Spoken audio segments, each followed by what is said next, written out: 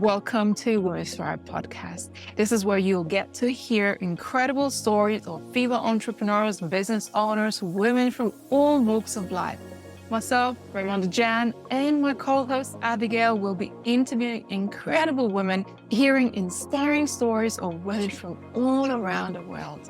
I have no doubt that you will find something that will be life-changing for you.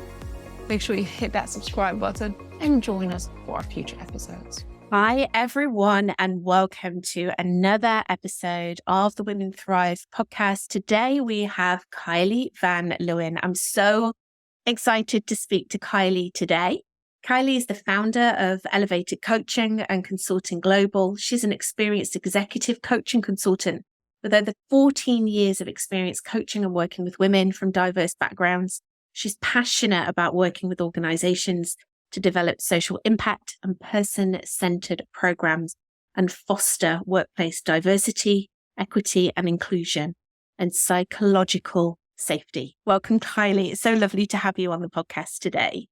Thanks, Abby. It's so good to be here. I really love what you do. I remember the first time we had a conversation and I was just looking at you and going, oh my goodness, this woman is incredible. Like the work that you do, everything that you stand for, the women that you help really is amazing. So would you be able to share with us a little bit more about your work and what your company does?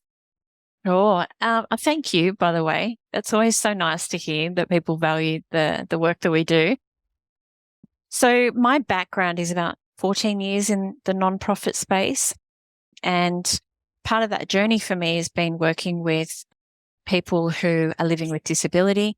But when we talk about the women that we work with and our programs and coaching in particular, we do a lot of work with women who are experiencing or have experienced domestic and family violence. We've also do a lot of work, and we've actually co-designed a recent program called Empowering You to support women from refugee backgrounds here in the US, but also a program that we deliver across Australia to support women who are refugees and also new migrants to shift their mindset, identify what's holding them back. A lot of that is confidence, because a lot of these women come to us as torture and trauma survivors, and they've experienced things that only you and I could imagine. And so we work with them for quite a long period of time, usually about 6 months, and we transition them into sustainable and meaningful employment, which is where they regain their confidence, regain their voice. They get that financial independence back, which is so important. And yeah, that economic participation is just that gift of life for the women that we work with. So yeah, it's very meaningful work for us. I remember very clearly actually having that conversation with you, and it was really hitting home about, for me personally, it's sometimes I forget how traumatic it must be for a woman to be in that situation. So you kind of think of all the things that they've been through, but then when you sit back and you really think about it and just think, how would I feel if I was in that position? How would that affect me mentally? How would that affect my mental health? How would that affect my confidence? That's what really struck home for me when we were having that conversation. Mm.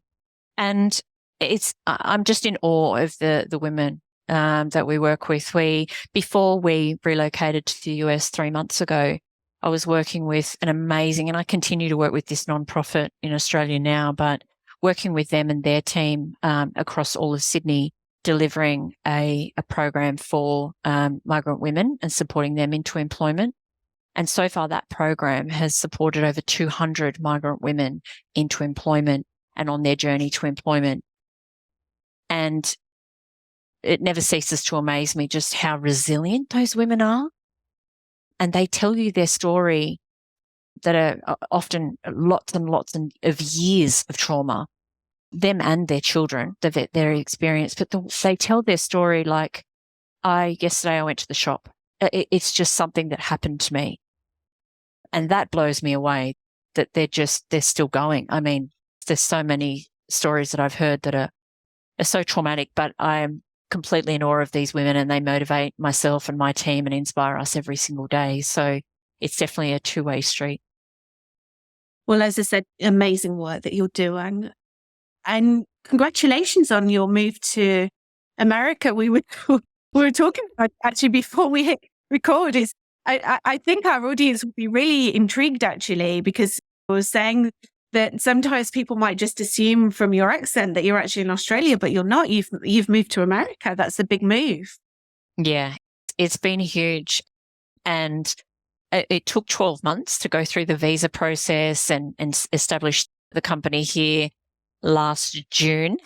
And then it took us that 12 months to go through the immigration process and the visa process and, yeah, setting it up and building the team over here. But it's funny because a lot of the clients that we work with here now in the US, we engaged 12 months ago when we were still in Australia. And I'd be up having meetings at 3, 4 a.m. in the morning, and they'd be like, where are you now? Are you in Sydney? Or are you in Australia? The accent gives it away. And I'd be like, yes. And now I'm here and they still think that I'm in Australia, but it's not. My American accent hasn't really kicked in just yet. Getting into the habit of curling my R's a little more. So asking for water. I'm trying to say it more British, actually, Abby. I was asked the other day, are you British? And I thought, oh, all of my British friends, you poor things, someone with this accent, and they confuse me with your beautiful British accent. No, not British, Australian. When I lived in America and also when I go over as well, I think sometimes you just have to just naturally fall into more of a accent when people will really understand what you're saying. Yeah, I get that. I understand it completely. Yeah. Well, congratulations on your move. I hope your working hours have got a little bit more, shall we say normal, whatever normal is. I hope you're not in the middle of the night all the time. No. The Aussie team were saying to me before I left, no 75-hour weeks. Like, let's think about the self-care here, Kylie, and well-being. And it's gotten much better. We have peaks and troughs with our Aussie clients with big projects and things, but typically our working days over here are much better now. So, yeah. I find it interesting to speak to amazing entrepreneurs like you who are at different stages within their business, because I do feel that when we're growing our business, we do go through these different stages and peaks and troughs. And I feel like there's certainly with new business owners or business owners that have been in for a few years that are still growing and scaling, there seems to be this whole like, oh, when I get to a certain part within my business, it's like I've made it and everything will be fine. But actually, it then brings up different layers of, you're talking about this work-life balance. You're growing, you're scaling, and there's more responsibility. How do you find that time for yourself? You should see my diary. It's really, I have to, and my team knows this and my family know this. We have, my husband and I have a shared calendar. So we have family and business. But I'm looking at it now and it's giving me just total cringes. I have to schedule that. It sounds really OCD, doesn't it? But I actually have to schedule that time in. So I have my journaling and mindset in the morning, like early. I wake up at 4:45, so I have to create space in my day for the things I know I need. But I have to schedule the hour at the gym every day, and just so that people know that it's blocked out, it's unavailable. It's a non-negotiable. And that's what I realized pretty early on after launching the company in Australia, is that I had to be really intentional about how I spent my time, but I had to establish really clear boundaries and non-negotiables, because in my job before I launched the company, I was really physically unwell because of burnout and just the long hours and just craziness. And so I never wanted to experience that again for me or for my family. And being a role model for my daughter as well, who's 15, I just didn't want her to see that again. And so for me, it's diarising it, being really very organised, but you have to give yourself permission to prioritise yourself and your own self-care and well-being. I think there's a deep conditioning, definitely. I speak to so many women that find it really difficult to put themselves first because we wear so many hats. Mm-hmm. And that self-care is so important. And I love the fact that you schedule things in. I do the same, like schedule the dog walk. I'm like, no, like a meeting with me, taking the dog for a walk, or I'm sitting down and I'm eating lunch, or I'm exercising. So, so important. I would really love to hear from you more about like a deeper understanding of the work that you do. Mhm. I'd really love to know, like, what brought you to this? Why have you created this business, and why do you do what you do? Oh, such a loaded question, but such a good one. I hope we've got 2 hours for this section. No, just kidding. I think that my purpose, it goes all the way back to my mum as my role model, as my primary female role model. She was very philanthropic, and I saw that when she was doing what she did to help others and her purpose, she was really lit up. And back then, as a child growing up in the 80s, showing my age now, purpose wasn't a thing or having a why. It was just you need to go to work and earn money. But I would see her light up when she was helping children that were really sick, and she was giving back because she had been a really sick child and in and out of hospital all of her childhood. And so it made me sort of think about why was mum driven by certain things and all the rest of it, and just how many people, and it's really not funny, but astounding that when she passed away when I was 22, how many people came to her funeral and said she changed their life. She was like a second mum to so many people, including my friends, but my soccer friends. And just seeing the impact that she had on other people and how people just naturally gravitated towards her. And again, we didn't really talk about energy and things like that. And so fast forward, I guess, to when I went through uni and started looking at my career path, there were things that I started doing probably more from my early 30s until now that would light me up. And I think that's the essence of purpose, and what your why is you need to do. I always say to my coaching clients, but also my daughter who's starting to think at 15 what her career might look like, you need to do more of what you love and what really sets your soul on fire. And so when I never intended to start my own company, my purpose was always to be a CEO of a nonprofit, of a national nonprofit in Australia. Never thought about really moving to America. New York and I always had a love affair, and that was sort of a Carrie Bradshaw moment. But I never really thought about those things. I wanted to be a CEO, have a seat at the table as a woman, as a female leader, and to continue my work in the nonprofit space in Australia, and to have a position, not really of power. That wasn't really the thing for me, but to hold a position like a CEO so that I could make a difference. And then when I got to that place, it wasn't what it was cracked up to be. And so when I decided to leave my last job, my husband said, "What are all the best bits from the last 5 years since you've been an executive in the nonprofit space?" And I said, "Well, I love coaching and mentoring women." And he's like, "Right, so you need to do more of that. And then what are the other things sort of on the consulting side?" And so I named a couple of those. And he was like, "Well, you love these things, but you're also really exceptional at these things. These are aligned to your strengths, but also your core values." And so that's when he said, you probably should start your own thing, was his wording. And then the name the Elevate and Elevated just came to me because it was all about elevating and elevating, I guess, people's mindsets, because that's where it all begins, is what we're telling ourselves and where we are right now in our journey as far as our mindset and what parts of that might be holding us back. But also then looking at the consulting side was elevating business practices and making sure that the individuals we support can then move into supportive, psychologically safe environments, workplaces. And so it just seemed to make sense to me to start a firm on that basis. And look what your thing has grown into now. Quite a big thing. Big thing. Yeah. Yeah. And lots of people have said, "How did you build the business? How have you grown it? What are you doing to scale it?" And I don't want to sound arrogant, but a lot of it was not intentional. It was just not being wed to the outcome. And not being wed to generating certain amounts of revenue. For me, it was always just having that belief that if we did good work, the work would take care of us.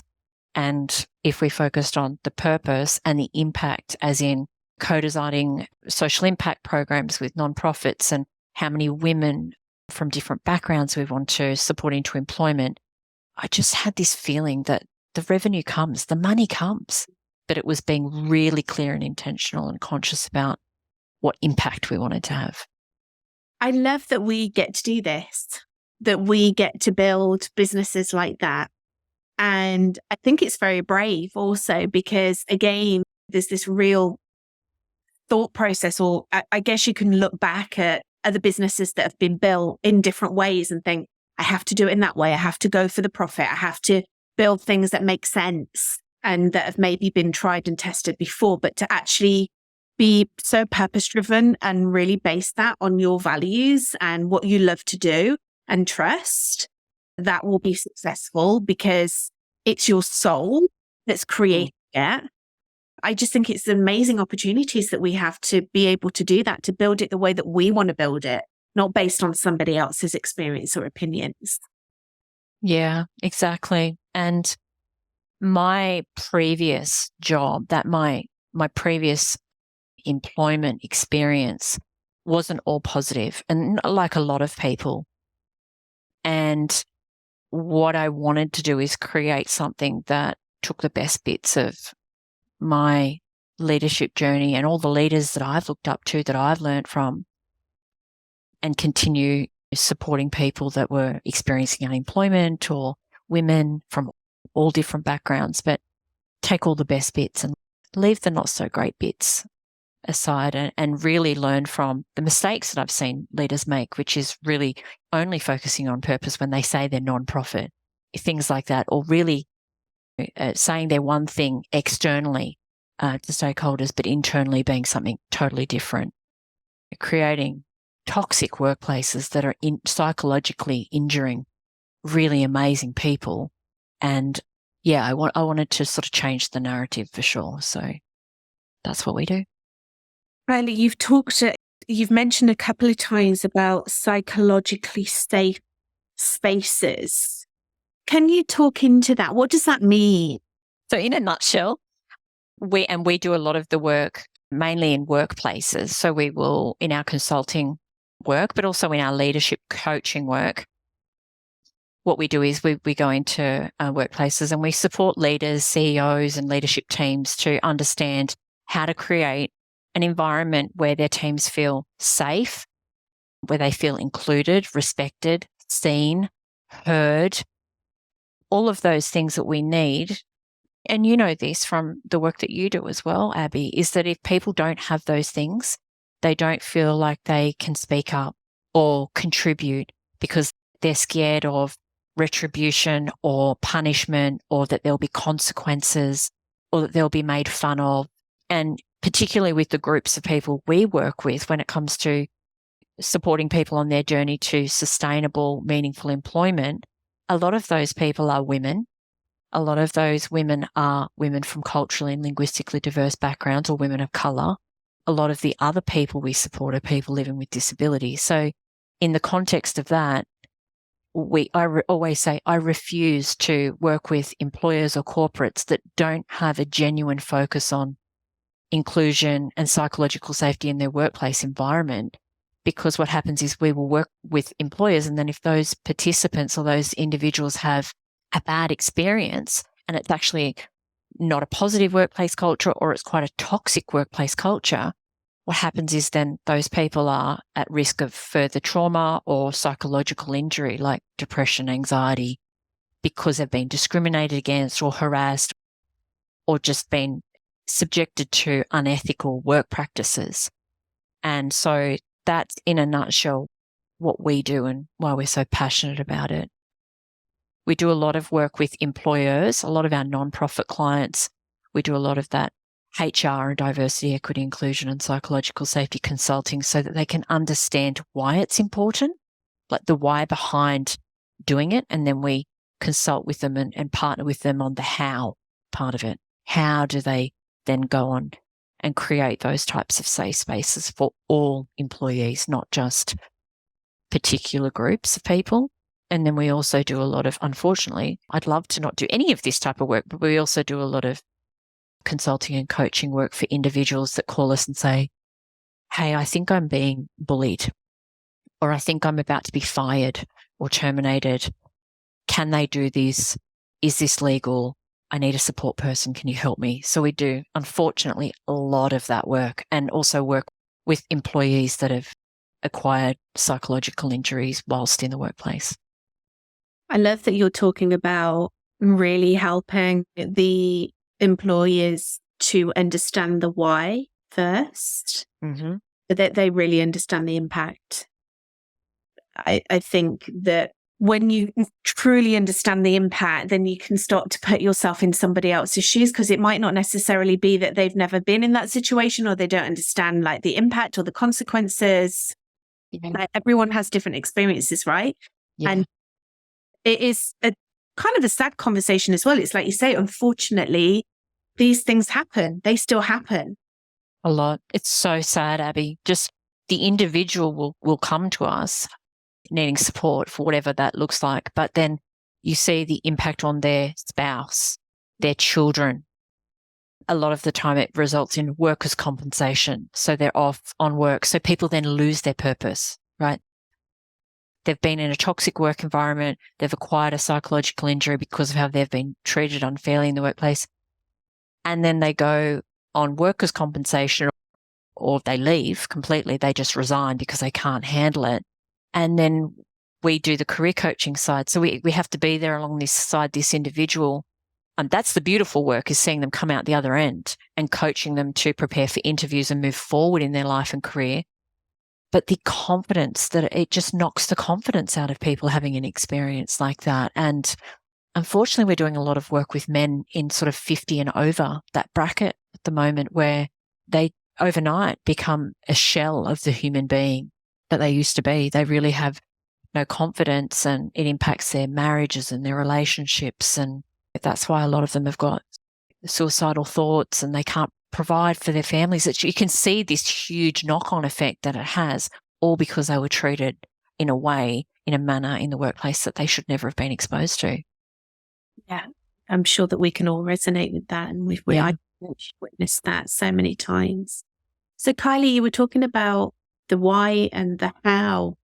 What are the principles around it? How do you deliver this? How do you make a difference?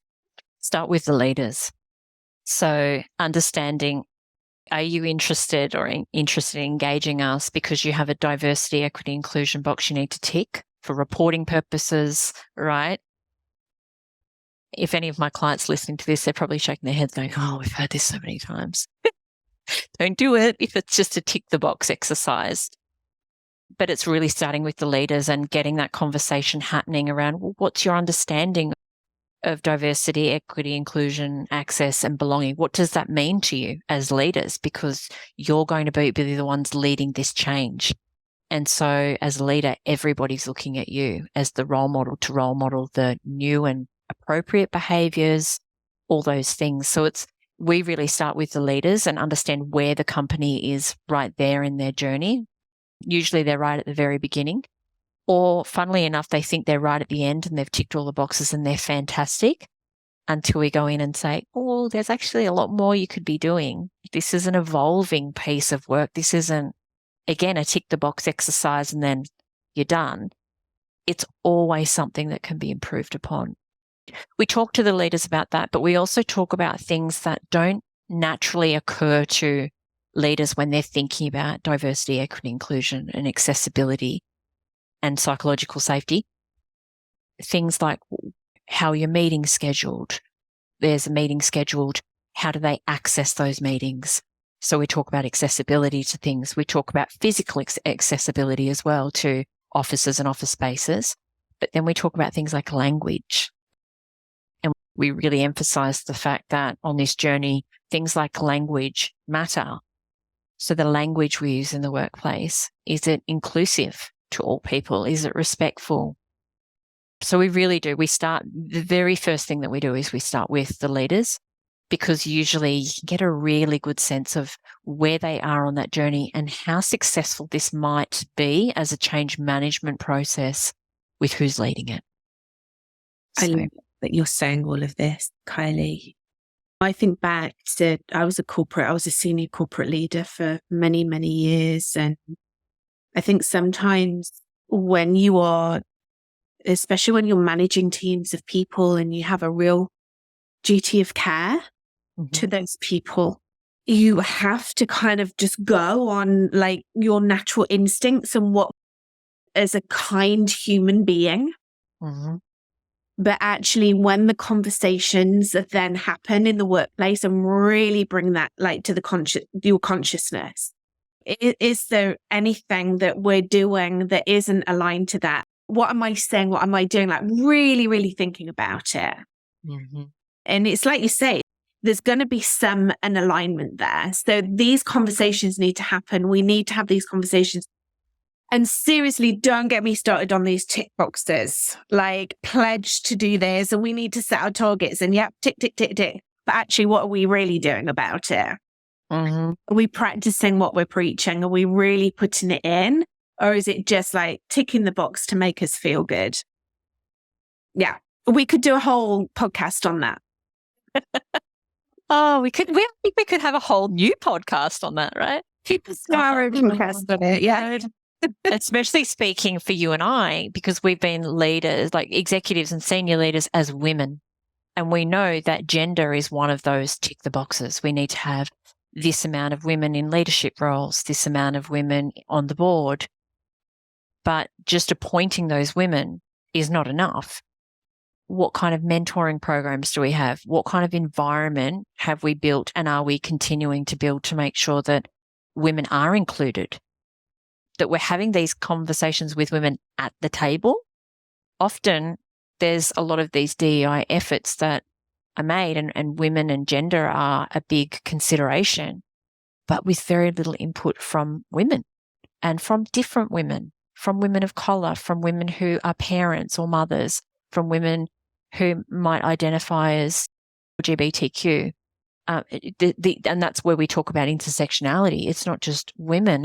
It's women that may be living with a disability that might be invisible. There's lots of considerations, but unless you have lived experience, you just naturally as a human being, you don't consider it unless you do this type of work. So it's really getting to the nitty-gritty and understanding where the leaders are and what their level of commitment is, because it's not a short journey. It's not a sprint. It's definitely a marathon. And are they in it for the right reasons? Because that will be the momentum that carries them through. And that's where the values come in, right? The leading from those values. And I was going to say to you, my need would be very different to another woman's need. I'm very aware of the fact that I'm a white woman with blonde hair. And that in itself would potentially bring different privileges to me, as opposed to maybe a woman of colour, woman from a different country, woman with, like you said, different diversity. So there's so much to unpack here, but I'm very conscious of the time and I feel like we've only just scratched the surface. But I'd really love for you to share with our audience where they can find out more about you and your work. They can find me on LinkedIn. So we have a company page for Elevated Coaching and Consulting Global, but I've also got my own LinkedIn page, which is where I do most of my communicating with my community on LinkedIn. And we've also got Instagram and we have our website, which is elevatedconsulting.net. So anybody can reach us there. Our website's actually due to be relaunched in 2 weeks. Yay. After 6 months of redesigning and rewriting content and just bringing it to the 2.0, just sort of 2.5 years of evolving. So that's something to keep an eye out for. Super exciting. That's fantastic. And we're so, so excited that you are one of our amazing speakers on the Women Thrive Summit. What are you most looking forward to about your talk? Engaging with other women. So I think that the most powerful thing about the summit for me will be telling my story. I think storytelling is so powerful, right? Telling my story and just in the hope that even one woman, it will resonate with one woman who is on a similar career trajectory or thinking about starting her own business or really recognizing that perhaps there's something more to her life My talk's all about finding your purpose and using your core values to navigate that journey. So for me, it'll be just telling my story and hopefully just helping even one woman to find what her purpose is and bringing that alignment and fulfillment to her life. Well, we are very excited to hear your talk. Thank you for being part of the Women Thrive Summit and being part of the community as well. Thanks for having me. Great. It's a great journey that we're all on for the next 6 months and beyond. Yes. We're all a lovely Women Thrive speaker community. So it will continue. You can't get rid of us that easily, Kylie. I was just going to say, none of us will want to leave. You're going to have this community of 1 million women worldwide. That might be the new vision, right? None of us are going to want to leave. Even after March, we'll all be still holding on to the Women Thrive community. It's such a beautiful one you built, you and Ramonda and the team. Very early on when we were doing our speaker calls, because we obviously finished one summit, so it was March, and then we kind of started the calls a few months later. Yeah. And a lot of our former speakers were still coming on the call. That'll be us. You'll see me for 3 years. You'll be like, Kylie, you have something better to do. You never know. I might be in the UK by then. You might be in Australia and I might be in the UK. Let's do that. We'll do a swap. Like that movie, The Holiday. Yes, we'll be a holiday. We're like, Kylie, you're not on this summit anymore. You would always be welcome on our calls. Oh, thank you. Kylie, thank you so much for coming on and sharing, I think, first and foremost, about the really valuable work that you do. I've never heard the term psychological safe spaces. It makes sense when you talk about it. But I love that terminology, and it's definitely a conversation to continue for all of us. You know, all of us have a responsibility and a duty of care, not just for ourselves, but the communities that are around us. So I think what you've I know that what you've shared with us is it brings that to the forefront. I think we need to be very conscious around what are the environments that we're creating within our spaces? What is the language that we're using? Is it inclusive? Are we taking into consideration people from different backgrounds and ethnicities and cultures? Is it including everyone? And are we creating these spaces that not only feel safe, but are also encouraging people from all walks of life to thrive? And that's so important. And also, I really loved hearing snippets as well of how you run your business as a leader, as a CEO of a successful business, and how you manage your time as well with that. So it's been a really valuable conversation. Thank you, Kylie. Thanks, Abby. So fun. Always great to chat to you. So fun. And thank you so much, everyone, for watching. We hope that you've enjoyed this episode. Love to know your feedback and anything that's come up for you. Please reach out to us here at Women Thrive Media. And of course, to Kylie, you know where to find her. Follow her, listen to her, connecting with her on LinkedIn. And we will see you on the next episode of the Women Thrive podcast. Thank you for tuning in to Women Thrive podcast. If you found today's episode empowering and inspiring, be sure to subscribe and follow us. Better yet, leave a review and share it with others. We're committed to bringing you more stories that will empower and inspire you on your own journey. Until next time, keep listening, keep learning, and keep pursuing your dreams.